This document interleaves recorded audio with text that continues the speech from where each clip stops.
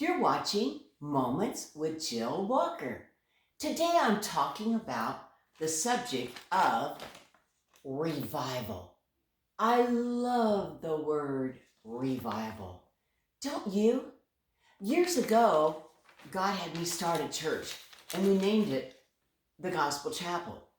But for different reasons, about 10 years after the church was going in Lovington, God laid it upon my heart to rename that church the Revival Church. And that is what it's called today. And later on, we started another location in Mattoon. So I love the word revival, especially when it's connected to God. I call this Revival Part 1 because in future weeks and possibly months, Lord willing, I will do some other teachings on revival. They won't be in consecutive days, but I just want to start talking about revival from time to time on Moments with Jill Walker. What does the Bible have to say about the word revival? Well, it says in Psalms 85 verse 6, "Wilt thou not revive us again, that thy people may rejoice in thee?"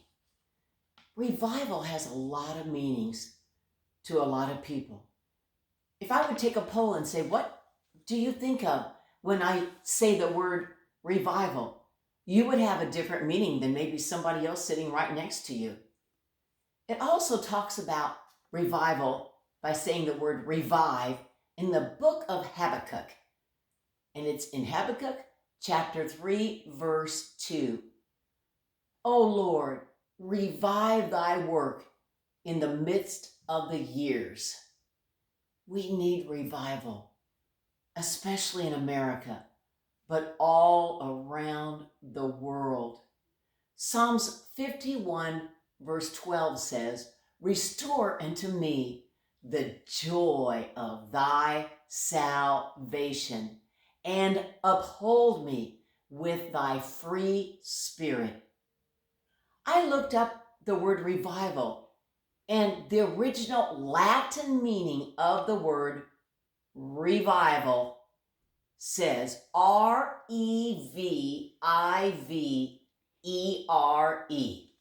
I don't know how to pronounce it, but it's R-E-V-I-V-E-R-E in Latin. And it means to live again. I thought that was a good definition. So I looked up the purpose of revival.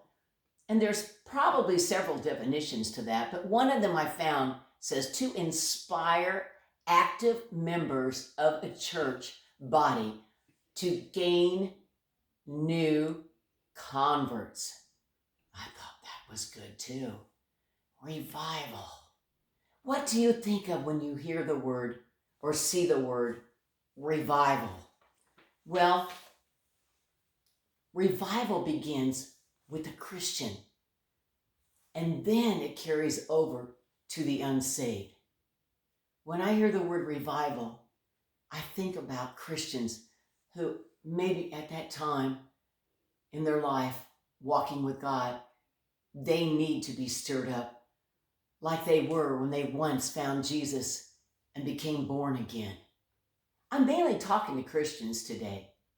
If you feel like your spiritual walk with God is being a little dried up, you could say, you don't get excited about reading your Bible, and sometimes you just don't even pray like you should every day, and you just feel like God's so far away, and you find yourself being pulled and lured into some sins that you know Christians shouldn't do.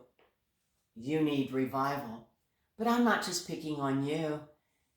Maybe some watching today are already in a revival with God, themselves and God. You see, revival begins with us. But if each one of us gets stirred up alone with God and let Him give us a personal revival, then we can take it out into the community and the areas where we live and touch people's lives. One sign of a person who's walking close to God is a person that loves lost souls. Christians must first be revived so they can win the lost. Christians need to live daily a total surrendered, consecrated, and dedicated, transparent life with God. To obey His word and always do those things that please Him. John 8:29. I'll continue to talk about revival in future moments with Jill Walker. But thanks for watching, and may God stir your heart up, and may you be revived in Him more than ever before, because Jesus is coming soon. You've been watching Moments with Jill Walker. God bless you today.